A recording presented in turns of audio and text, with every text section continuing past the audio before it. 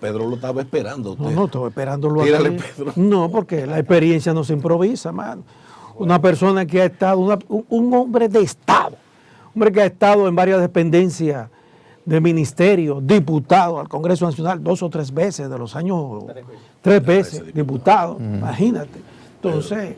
Y ahora más que nunca, Pedro, que la Junta Central Electoral tiene una serie de quejas de los partidos políticos. Habría que ver qué es lo que ha pasado, porque a veces se quejan que estamos a destiempo en las campañas, pero ¿cuándo, Elías, aquí no ha habido campaña permanente? Esa es la verdad. Es un asunto cultural que tenemos en la República Dominicana en términos políticos. Y creo que esa preocupación de la Junta Central Electoral de alguna manera tiene que ver también con cierta permisividad que se ha producido. Recientemente vimos cómo el PLD hizo una consulta, ¿verdad?, que de consulta no tenía nada. Esas fueron unas primarias o preprimarias, como usted la quiera llamar. Entonces recibió la colaboración de la Junta Central Electoral. También se les facilitaron colegios, escuelas para que pudieran hacer su votación.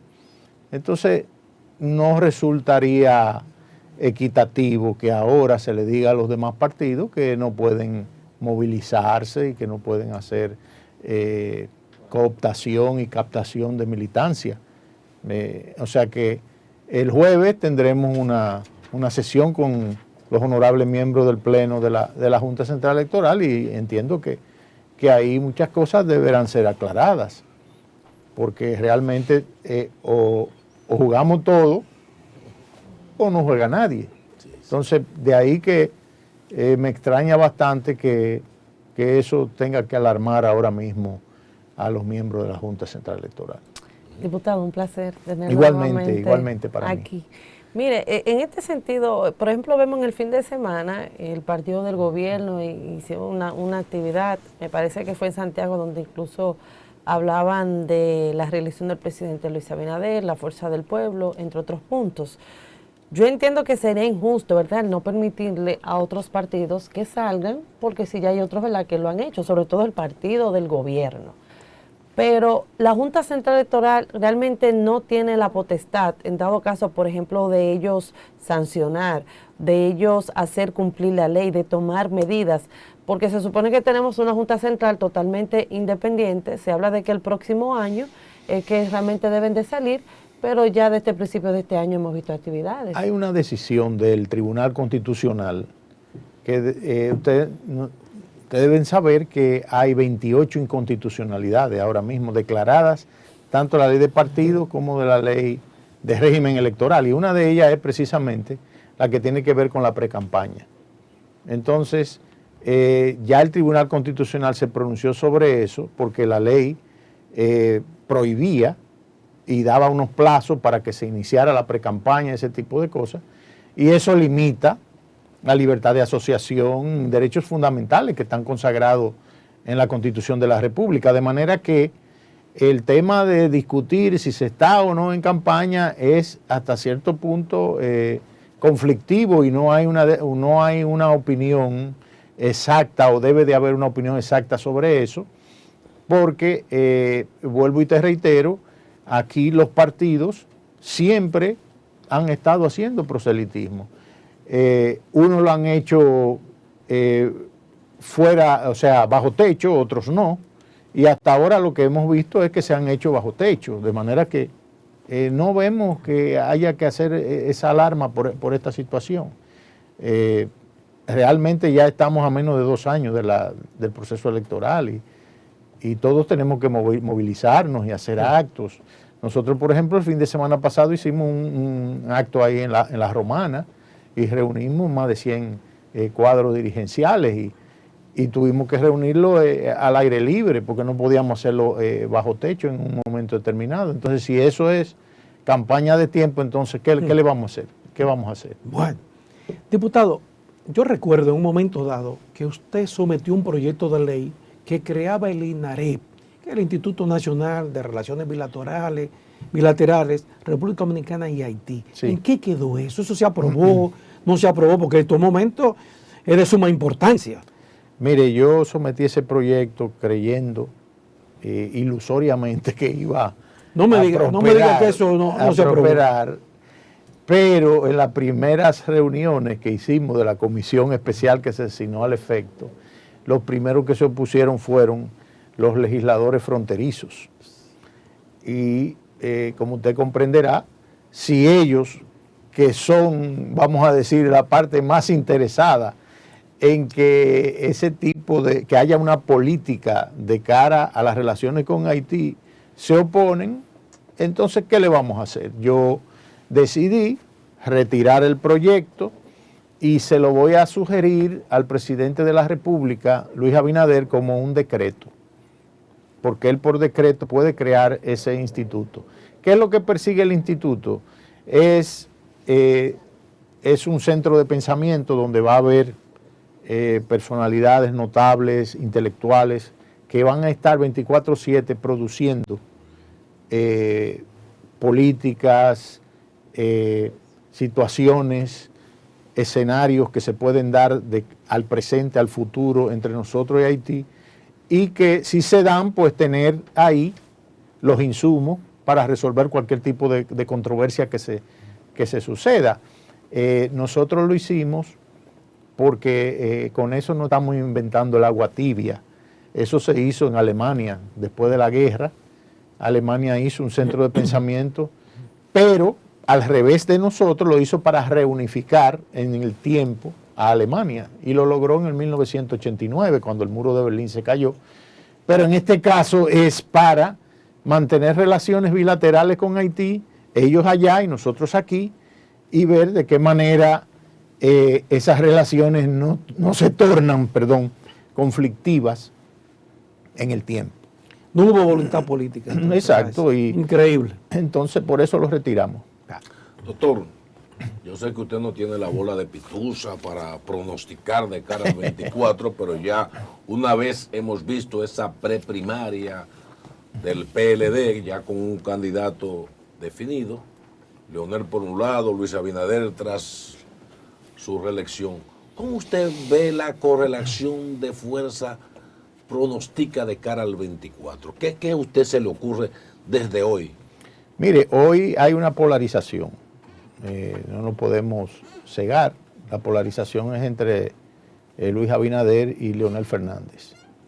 Y eso puede variar, depende de la narrativa de cada uno de ellos, de su discurso, de cómo ellos piensan enfrentar los problemas que acontecen en el país, y ver cómo se atraen una masa que ahora mismo en las encuestas dicen que no están con nadie. Y estamos hablando de una gran masa, sobre todo de la clase media, de una clase pensante, que entiende que ni una ni otra opción los representa. Entonces, esas dos figuras van a tener que hacer un trabajo muy importante en ese sentido. Y no se puede descartar que surja una tercera opción.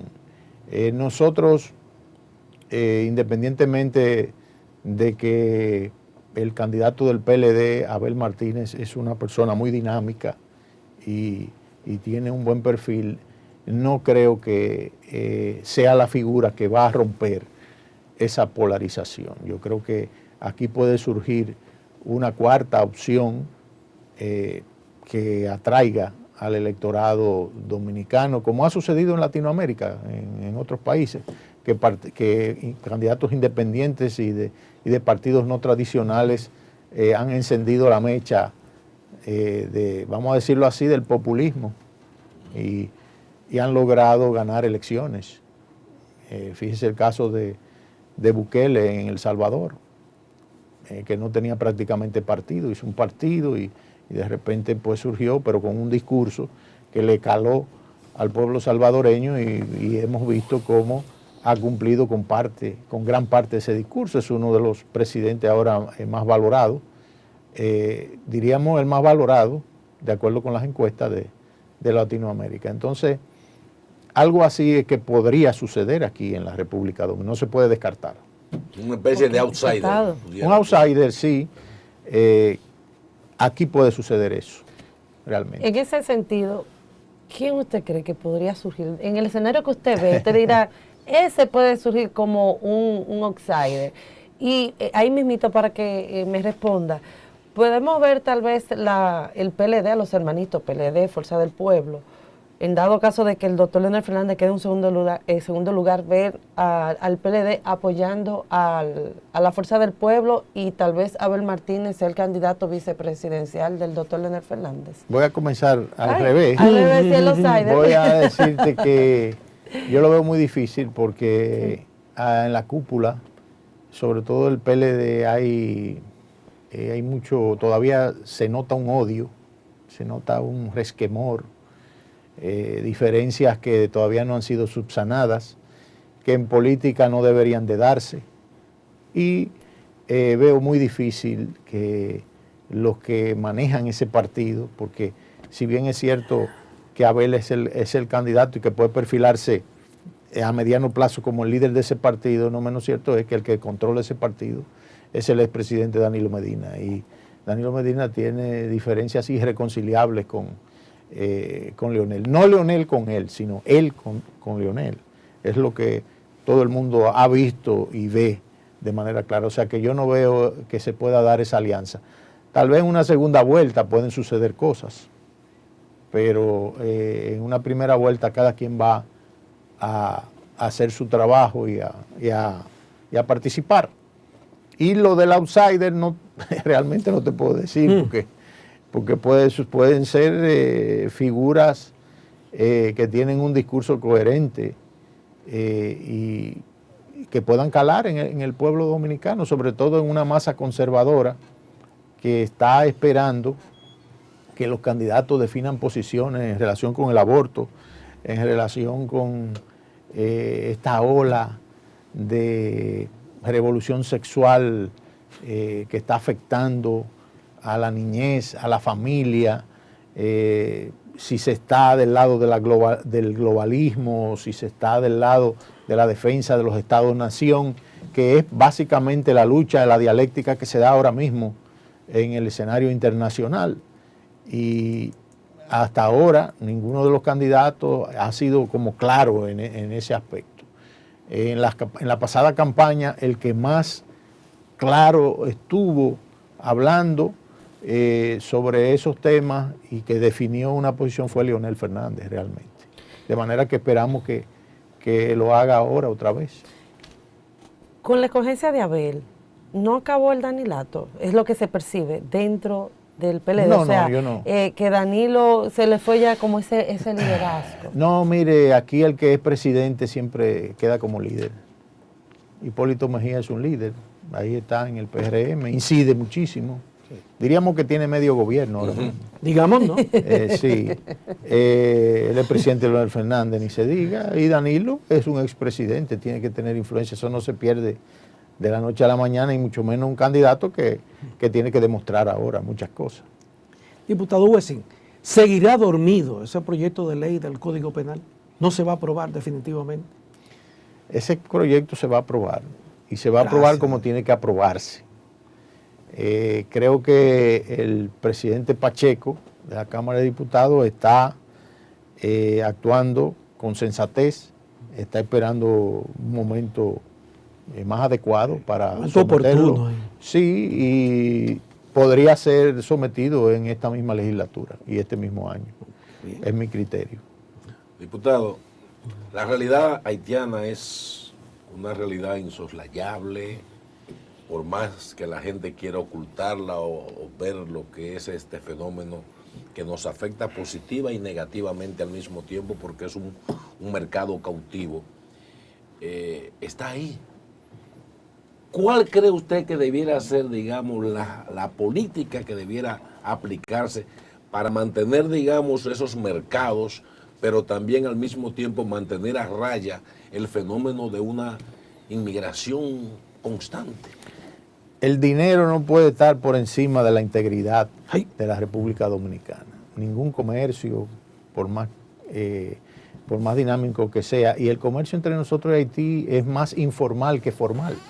¿A qué me refiero? Bueno, que ahí no se ve redituar a través de impuestos a favor del Estado Dominicano ese comercio, porque, vuelvo y reitero, es informal, no está legalizado. Entonces, ¿qué sucede? Yo tuve una participación la semana pasada en la Cámara, donde yo pedí al gobierno, en este caso al presidente Abinader, que cerrara la frontera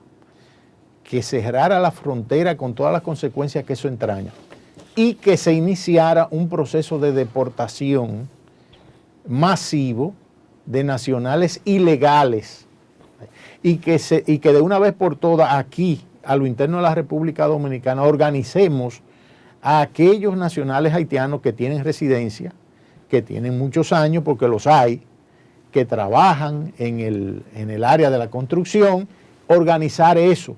Pero nosotros tenemos que ponerle un stop a ese tema del trasiego de ilegales haitianos. ¿Por qué? Bueno, antes entraban por decenas y ahora están entrando por centenas debido a la crisis que existe allá de estas bandas que son las que gobiernan ese país. Entonces la comunidad internacional sigue haciendo la tonta, la ilusa. Ahí sale la Organización de las Naciones Unidas con una resolución que no resuelve nada, que le van a congelar la cuenta bancaria a los jefes de banda, que seguro ni cuenta tienen por allá. O sea, no entendemos esa parte. Y que las armas, que no se le va a vender sino al Estado haitiano. Bueno, pero las armas ilegales llegan precisamente, ¿de dónde que llegan? Básicamente los Estados Unidos, pues, un mercado negro que hay. O sea que la Organización de las Naciones Unidas lo que se ha burlado realmente de la comunidad internacional y básicamente de nosotros. Nosotros los dominicanos tenemos que hacer conciencia de ese problema. Ese es un problema que somos nosotros que tenemos que enfrentarlo con políticas adecuadas. De ahí el instituto que yo estaba hablando, para que se den permanentemente ideas de qué es lo que hay que hacer, ver cómo esa relación entre nosotros y Haití se puede asimilar un poco o asemejar un poco a las relaciones entre los palestinos e Israel. Siempre pongo ese ejemplo, que los israelitas controlan su frontera y ya una vez organizado la migración, hay palestinos que van a trabajar a Israel, pero a las 5 de la tarde ya están otra vez del lado palestino, o sea, y le administran a la autoridad palestina los impuestos. Bueno, nosotros pudiéramos hablar de eso, porque Haití no tiene instituciones para administrar nada, entonces nosotros podríamos administrarle los impuestos, siempre y cuando se organice de esa manera, ellos allá y nosotros aquí. Diputado, pero yo tengo entendido que el gobierno de Israel le presentó una propuesta para un muro al gobierno dominicano. Sí, hemos tenido esa información y lamentamos que no haya prosperado, porque ese sí iba a ser un muro interesante, como ellos lo tienen allá, claro. Un muro tecnológico. Ahora lo que estamos viendo es una verja que se está construyendo y bueno, pero por lo menos apoyamos esa iniciativa, sí, porque algo había que hacer. Y algo había que hacer y demostrarle a la comunidad internacional que nosotros los dominicanos no estamos dispuestos a cargar con el problema de los nacionales haitianos y de la inmigración sin ningún tipo de control. Eso no lo vamos a permitir aquí, los dominicanos. Ahí no hay PRD, PLD, reformista, PQD, ahí no hay nada de eso, ahí lo que hay es dominicanos. O somos dominicanos todos, o somos traidores.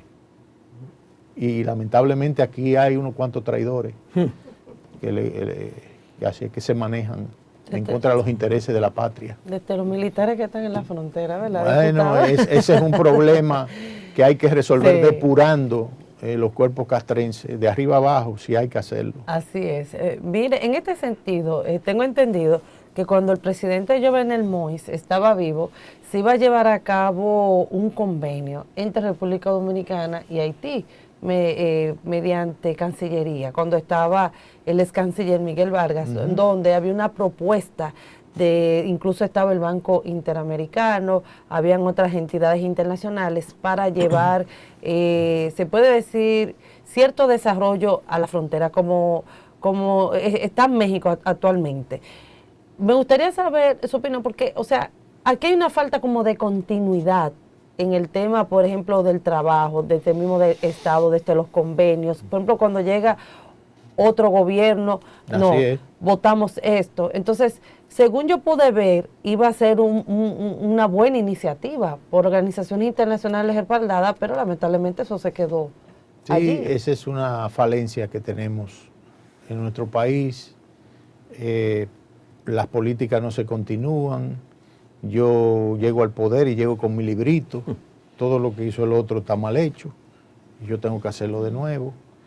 Te pongo el ejemplo, por ejemplo, del problema del tránsito también aquí. Leonel comenzó a hacer el metro, hizo varias líneas. ¿Qué era lo que había que hacer? Seguir haciendo las líneas del metro. No, entonces nos inventamos un teleférico. Un teleférico que no resuelve nada. Y lamentablemente el PRM parece que le gustó la idea y ahora está haciendo un teleférico para los Alcarrizos, que tampoco va a resolver el problema, si nos vamos a dar cuenta. Ahora, 2, 3 líneas del metro más, eso sí hubiera podido resolver el problema. Y esa es la situación que tenemos, que cada quien entonces el pueblo dominicano también debería fijarse en eso. Y es muy penoso que esos acuerdos que tú señalas hayan sido abortados y no se le haya dado la continuidad debida. Carrito voladores le dice Antonio Marte. A los teleféricos de la Caricia. Sí, mire, tenemos un gran problema de visión internacional sobre el país con el caso de los miles y miles de apátridas, como le llaman ellos a nivel internacional, porque hay hijos de haitianos que por haber nacido en el país, sus padres incluso, siguen siendo haitianos porque siguen indocumentados. Entonces, pero hay muchos que resolvieron ese problema de la manera que fuera, pero tienen cédula y son grupos que pueden determinar una elección, porque entre ellos hay muchísimos profesionales que uno conoce de origen haitiano, pero que hay una especie de limbo con la documentación de esa gente. ¿Qué usted piensa que se puede hacer frente a la comunidad nacional e internacional? Lo primero es que aquí no hay apatridia, porque los haitianos desde que nacen por jus sanguinis son haitianos, aquí donde quiera. O sea que esa es una ficción de los grupos élites internacionales que quieren resolver el problema de la migración haitiana cargándoselo a la República Dominicana. Entonces ese es un pretexto para crear situaciones conflictivas y seguirle dando apoyo a ese trasiego de haitianos aquí a la República Dominicana. Y el tema de los campos de refugiados, que Balaguer los rechazó y que fue uno de los aspectos que hicieron que Balaguer saliera del poder, porque hubo una presión muy fuerte en ese sentido. Y tenemos que entender que este gobierno también está siendo presionado para que haya fronteras libres, porque ¿qué es lo que pretende la Agenda 2030? Entre otros, que no haya fronteras en ninguna parte, que haya libertad de tránsito, y eso no es posible. No es posible porque hay naciones que tienen características diferentes. Nosotros somos muy diferentes cultural, étnicamente a los haitianos. Nosotros no los maltratamos, nunca lo hemos hecho. Los recibimos aquí como siempre somos los dominicanos hospitalarios, pero usted tiene su casa, usted tiene su verja en su casa, usted no va a permitir que vengan los vecinos y hagan una tienda de campaña en el patio de su casa. O sea, que eso es una cosa natural y vuelvo y te reitero, Alcántara, no es verdad que hay apatridia aquí. Esa es una acusación mendaz de parte de los organismos internacionales y de quien sea que lo diga. Por otra parte, diputado, quiero traer este tema porque soy mujer y hemos visto la situación de la Cámara de Cuentas con dos féminas, las cuales fueron acosadas de manera laboral por parte del presidente de la misma entidad, en este caso Janel Andrés Ramírez. La Cámara de Diputados es quien entrevista y quien escoge quién va a ser el presidente de la Cámara, el presidente de la Cámara de Cuentas.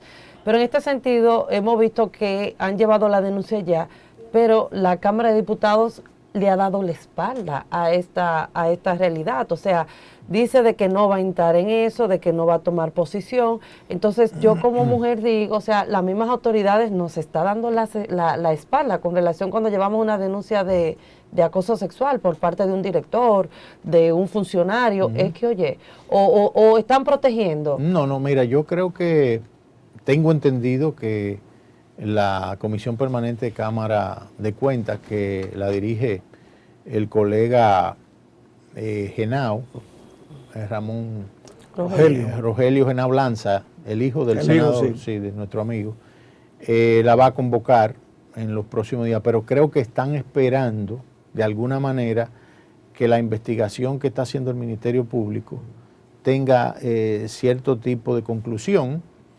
a los fines de no interferir en la misma. Esa es la posición que creo que se ha asumido, pero desde que surgió el problema soy testigo de que se convocó esa comisión. Yo no pertenezco a la comisión, pero se convocó y se trató ese tema y se ponderó el llamar al presidente de la Cámara y a los miembros de la Cámara, y eso no está descartado. Eso no está descartado porque dependiendo de lo que diga la investigación del Ministerio Público, se tomarán cartas en el asunto. Mire, diputado Elías Wessing, como presidente del PQDC, ¿apoya su partido realmente la resolución de la Junta Central Electoral del voto manual? Mire, ¿es confiable? Mire, yo fui observador en las elecciones de El Salvador, las elecciones congresuales y municipales.